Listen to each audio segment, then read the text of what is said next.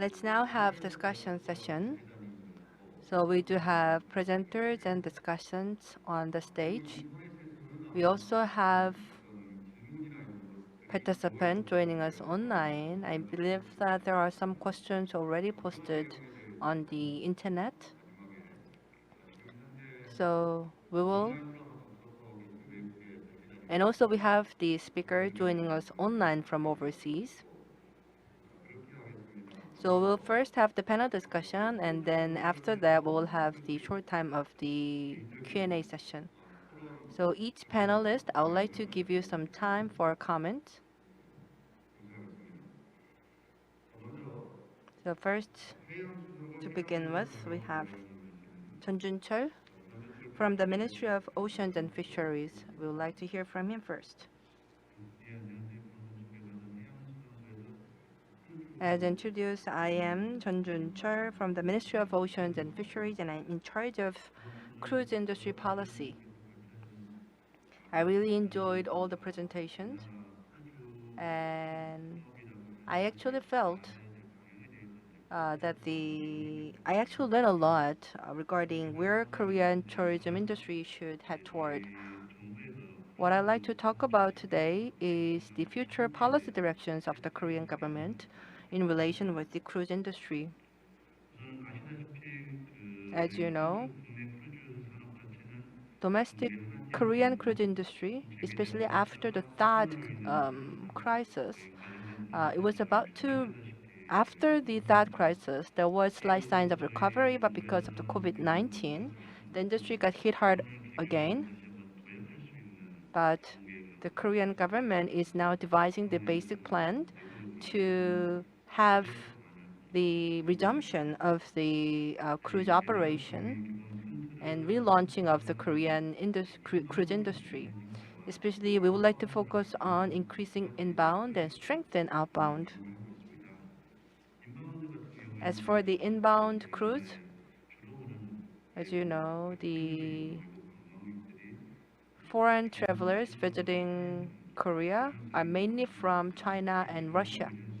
Especially Korea is heavily reliant on China, so because of the THAAD crisis, the number of cruise travelers visiting Korea declined significantly, and therefore we are now devising a way to move away from Chinese travelers. So we will explore the markets in Southeast Asia. We are going to develop cruise programs that can attract travelers from Southeast Asia.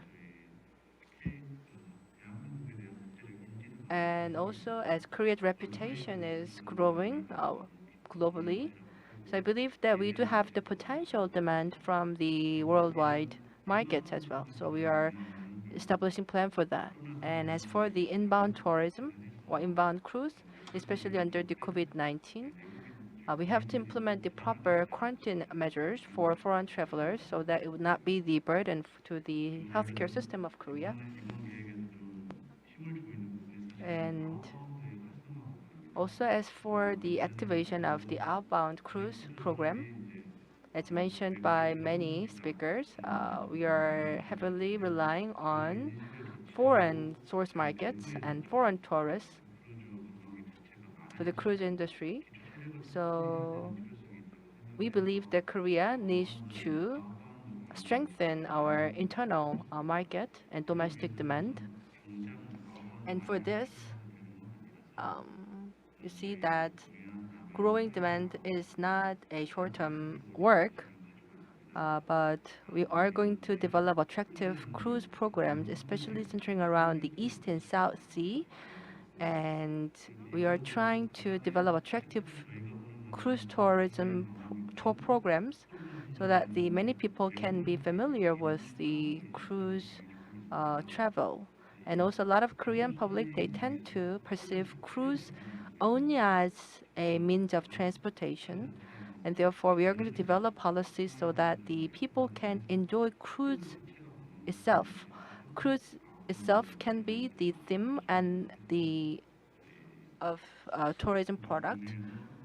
So we will develop very attractive tourism programs. So again, we will focus on expanding outbound cruise in fact, both inbound and outbound, in order to cultivate the solid foundation for the growth of the cruise industry. And based on that, in the future, maybe we can try developing cruise shipbuilding and also eventually to emerge as the cruise hub in Northeast Asia. Thank you, Mr. Chun. Please give him a big hand for that.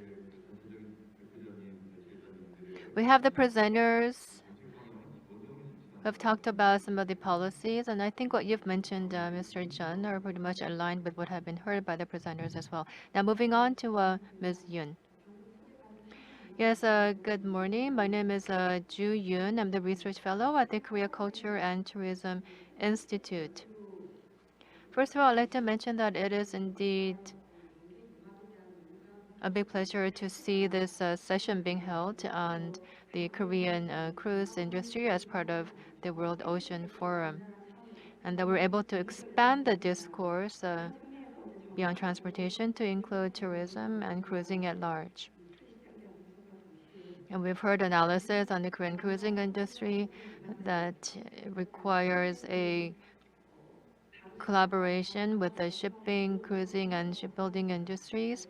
And the analysis was very well done by Mr. Hwang and also by Professor Ju. And it's also talked about the policy orientations at the ministry. The big challenge he mentioned is a lack of demand here in Korea. And in order to increase the demand, there's a need to fill in the supply gap for the vessels, cruise vessels.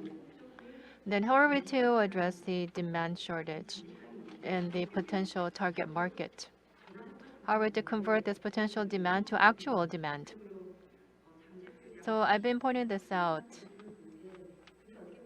The potential demand is about 200 to 300,000.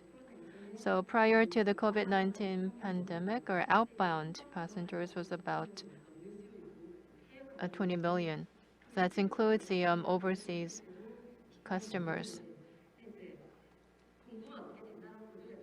So even if you fill the supply gap, the potential demand has to be converted into actual demand. And as Mr. Tanaka Saburo has mentioned, he talked about the infectious disease prevention rules and their concerns of the passengers, hence dampening demand. So we have to put our minds together in trying to figure out effective ways to convert the potential demand to real demand, especially with regard to outbound passengers. If you look at previous statistics and data, those people who have traveled abroad is about 23.5%, not very high as I'd expected. So there are about 20 million people who went overseas, but those who had cruise experience is only 23%, which means that only their passengers who have done cruising before that go on additional cruises.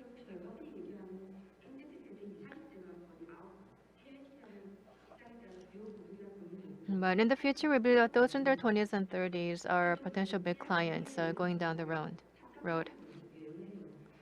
And at a single vacation, they spend about 4.8 days on a cruise trip. And if you look at the Asian travelers, the average is about 4.5 days. So the real demand makes it very feasible for the cruise industry to further build upon itself. And the amount of money they spend on a trip is about 1.17 million won. So there's pent demand there, the existing legacy demand. But on top of that, we have to generate new demand. And we have to do that by analyzing the outbound demand and formulate more precise strategies. And also inbound is important. And Mr. Chan from the ministry has mentioned about the Chinese market, the need to reduce our dependence on Chinese tourists. But I think we have to make a distinction here. If we do the analysis, due to the THAAD crisis, or prior to that in 2016, the number of Chinese tourists was 8 million. But then after that, it fell to 4 million. And then in post-COVID, it increased again to 6 million. And I think the vessel market, the passenger ship market is important. So the Chinese market, Chinese tourist passengers are indeed a core target for future business growth. And outside of China will be Japan and Taiwan. Taiwan, we had about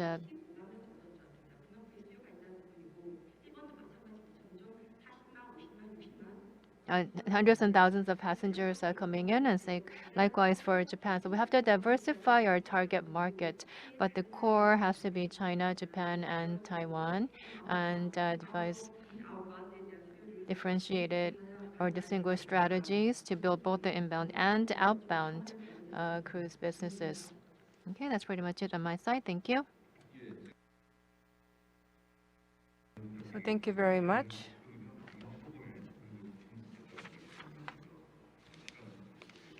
So because of time constraint, we'll move on. So the Dr. Yoon gave us a very good overview of the Korean situation, and in fact, the Korean travelers, they tend to prefer the short-haul travel. Now, we would like to hear from the Nam Myung-jun from Hyundai Mipo Dockyard. As introduced, we are, uh, I'm not Nam Myung-jun, I am Kim Chun-il, and I'm working for the Hyundai Mipo Dockyard. I believe that I am the only person who represents the shipbuilder.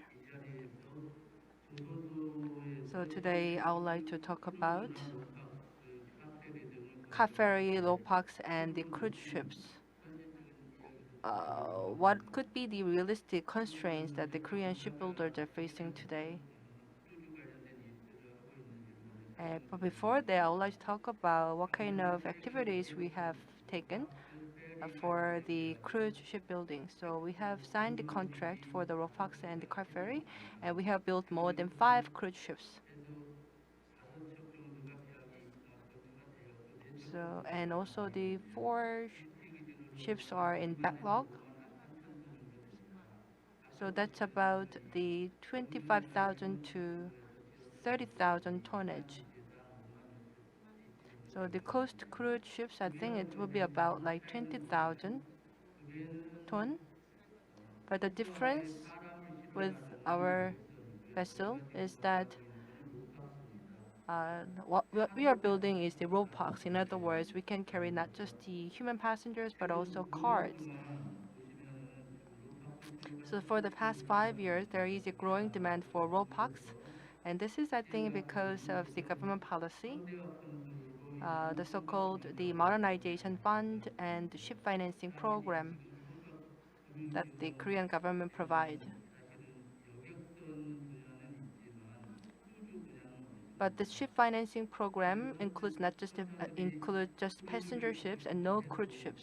In other words, shipbuilders want to build the cruise ships, but because there is no financing scheme available, that's why they cannot.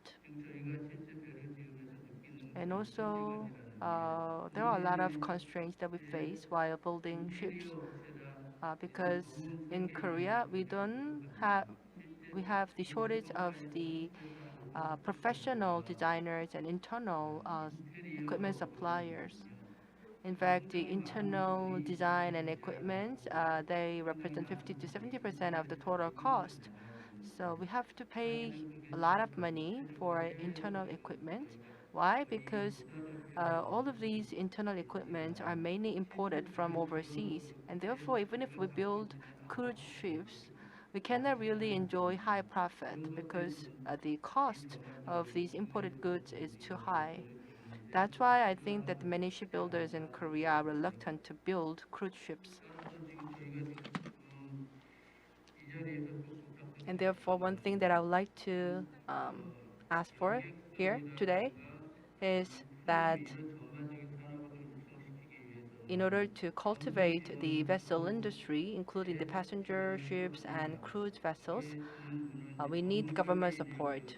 Especially the government should support and cultivate the professional designers and also nurture the internal design firms And also, if there could be the ship financing scheme being provided, then I believe that the cruise lines and the shipbuilders can have better cooperation. One last request. Our company, we have signed contracts with the for RoPax. So, for example, like we signed a contract with the New Zealand vessels with the GT 54,000, and the price is about $200 million. So it's a very, very lucrative vessel, like 3 to 5 times higher profitability than the commercial merchant ships. So I think if there is a bit of the government support, then I believe a lot of Korean shipbuilders are motivated to build cruise ships. They do have the capacity and technology, but they are reluctant. And therefore, with the government support, I believe that we can motivate them to move to the cruise shipbuilding industry. Now, thank you, Mr. Chin, and apologies. I seem to have two lists here, and I committed a protocol error in misnaming you. Yes, that was a very realistic assessment of the situation. The government-led policy drives should form the foundation, and it was a very realistic observation.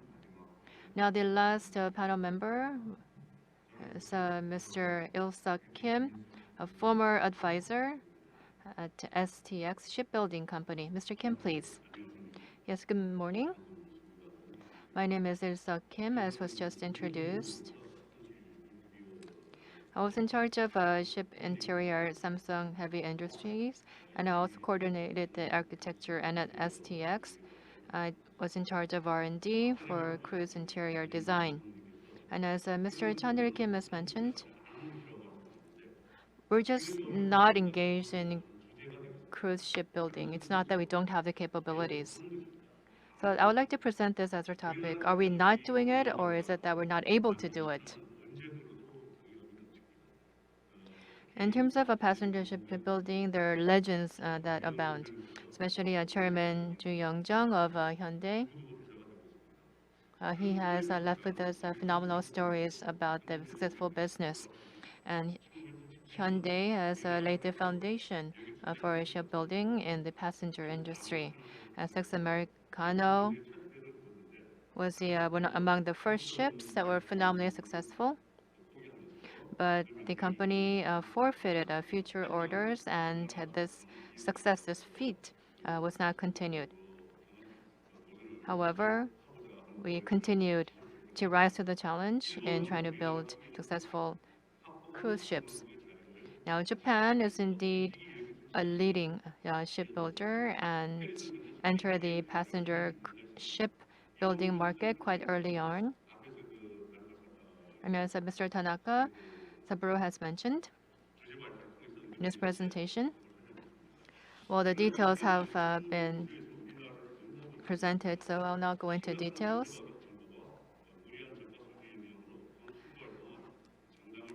Now, the Korea is faced with some challenges with garnering more orders for shipbuildings because of a cost on competition. They're competing on price.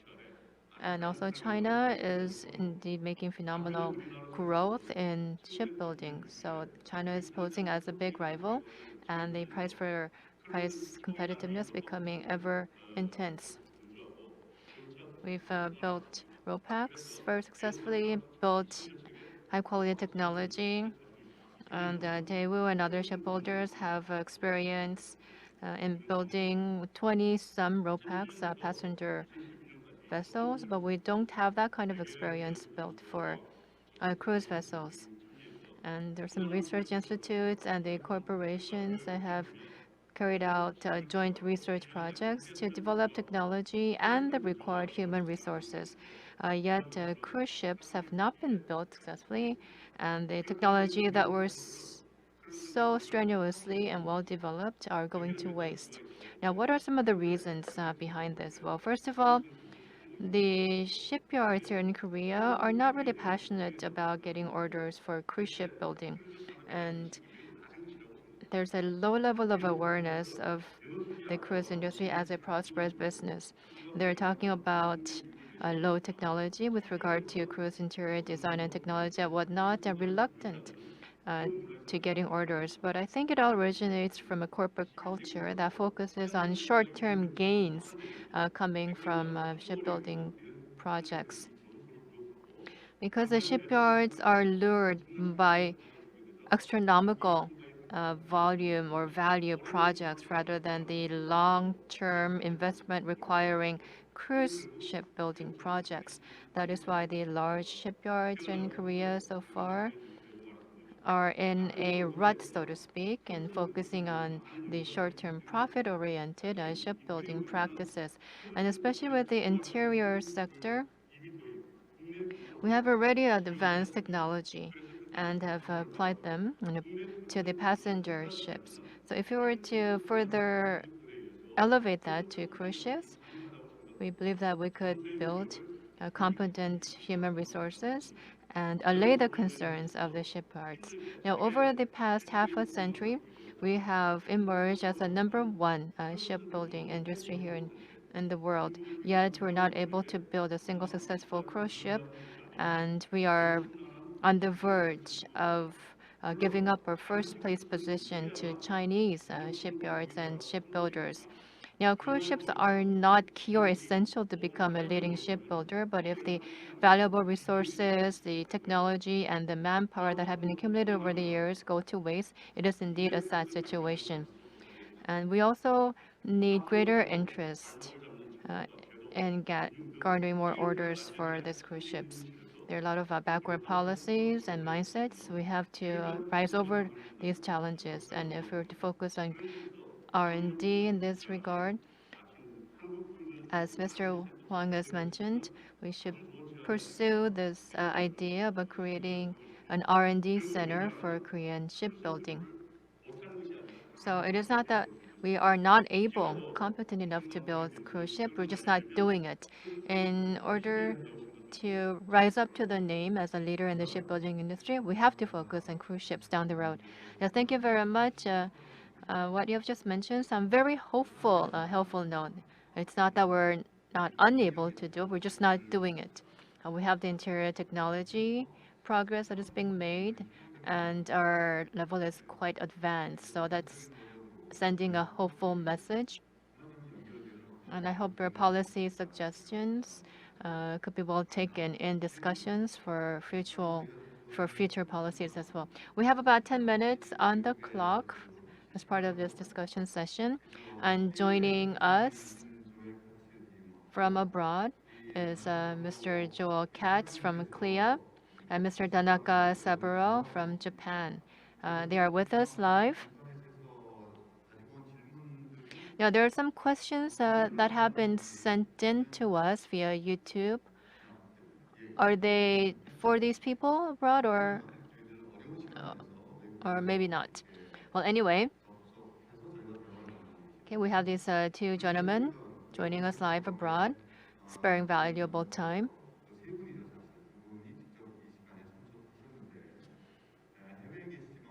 And we have two people here offline, and there's also people joining online overseas. So if you have any comments or any proposals or suggestions, advice you can give for the Korean industry to further build the cruise industry, would highly appreciate your input. We would like to invite both Mr. Katz and Mr. Saburo in that order. So, Mr. Katz, can you begin, please?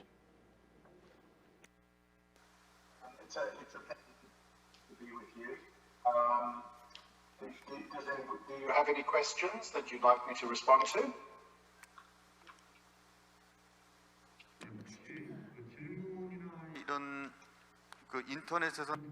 So we don't really have questions from the online participants. So are there any questions from the floor? Then I think we can entertain questions.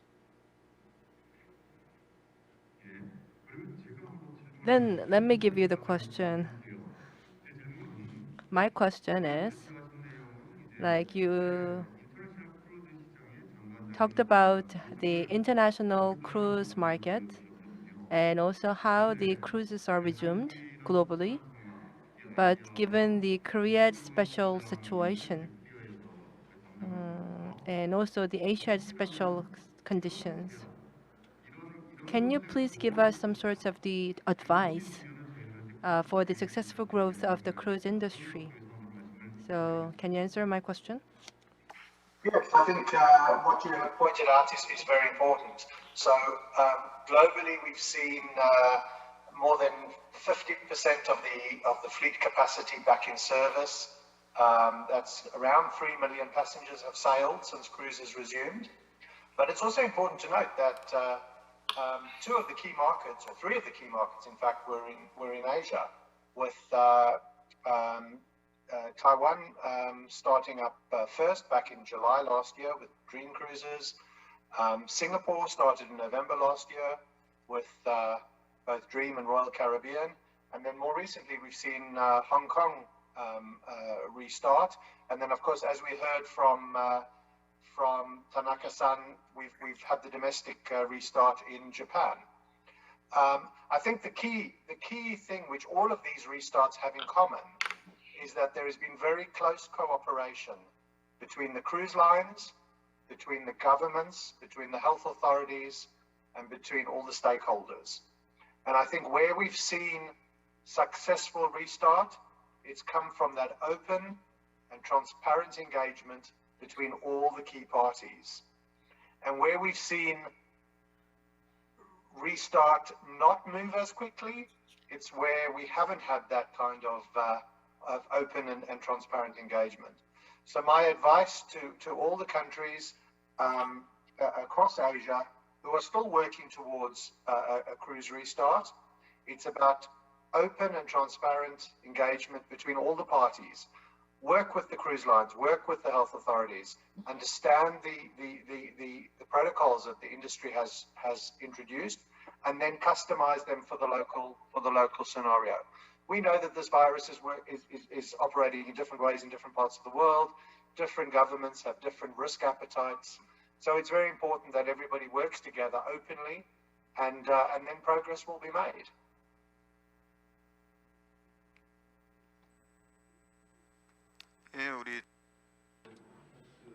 Yes, thank you very much, Mr. Katz.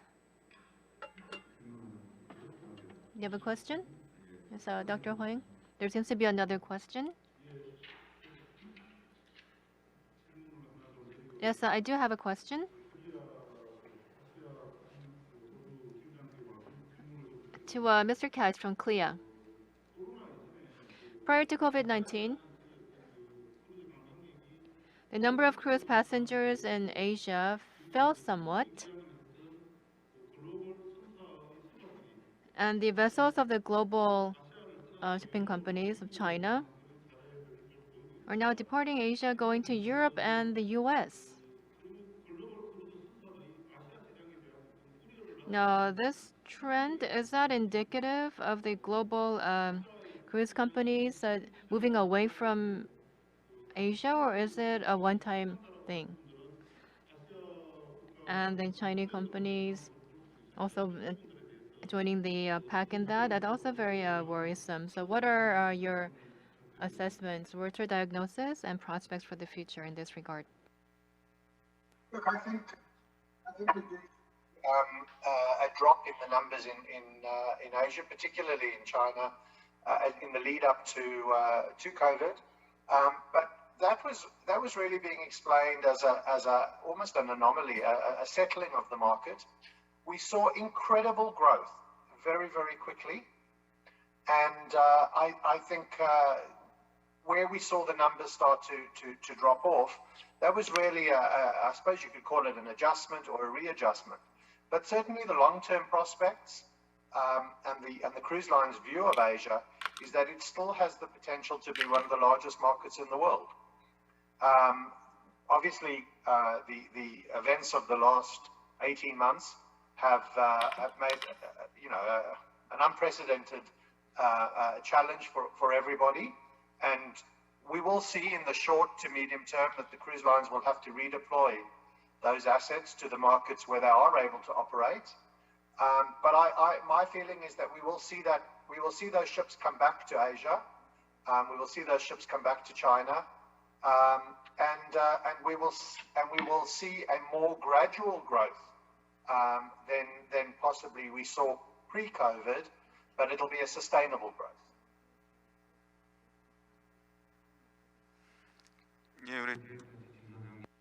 So thank you very much, Mr. Joo Young-ryeol. As you could have heard from him, the recent trend shows the slight declining, but this is just a temporary happening. So we have to have a positive long-term view toward the Asian market. And also for the cruise development, in order to cultivate the cruise industry, he emphasized the importance of having open and transparent engagement with all the stakeholders. I believe this is a very, very practical message, especially when we try to devise policies. Now moving on to the Mr. Tanaka. If you do have any questions, please. So do you have any questions? Speaker or the discussants or the audiences? Any question?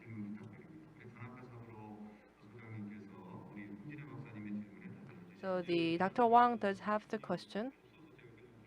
So I'm going to ask this question. So the Tanaka, very nice to meet you. As mentioned in your presentation, in 1989, Japan announced the beginning year of the Japanese cruise industry, and since then, the Japanese cruise industry has grown leaps and bounds. So even today, the cruise have been successfully resumed. And the Japanese liners and carriers, they do participate in the cruise industry. But mostly, I think that the cruise industry in Japan is led by the foreign cruise lines. So in that regard, from the perspective of the Japanese government and Japanese cruise lines, I believe that the Japanese cruise lines may expect that the government will provide support so that they can grow. But why do you think that the Japanese cruise market is led by the foreign cruise lines rather than the domestic cruise lines, and what's your response for that?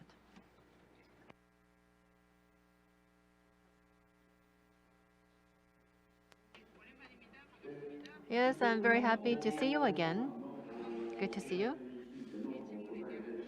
Yes, Mr. Hwang just asked a very nice question. Allow me to answer that. Yes, as I mentioned, cruising began in Japan in 1989. Many people wanted to experience cruising, hence the industry was launched. And over the past 20 years, many Japanese people have gone on a cruise for that experience.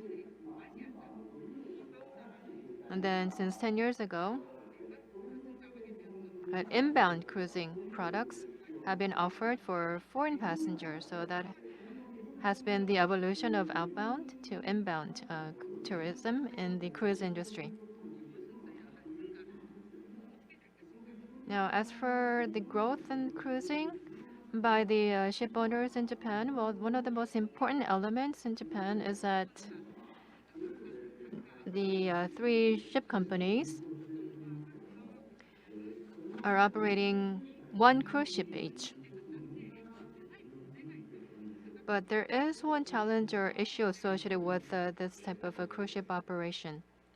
Well, what is that? Well, the size of the cruise ship is small scale, too small.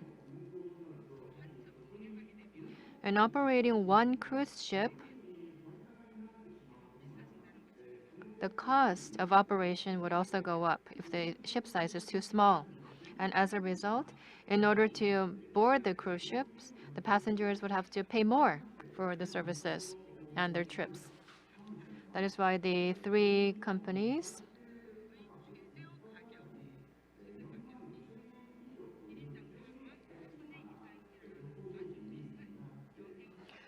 are charging a minimum 45,000 yen per person for a cruise offering. This is quite prohibitive for the average passenger to take on a cruise ship. So it would basically target the wealthy class in Japanese society. So this is the dominant thinking or perception about cruising in Japan.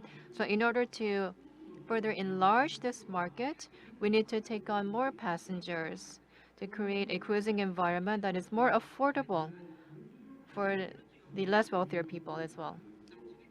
But if we were to charge less compared to the current level, the company would have to grow in size or enlarge the size of the cruise ships. And that effort has to be made with a lot of momentum. In order to create this business environment, we need substantial level of investment funneled into this effort. However, this large size investment is hard to come by given the current situation. That is why in reality, it's difficult to operate a lot of vessels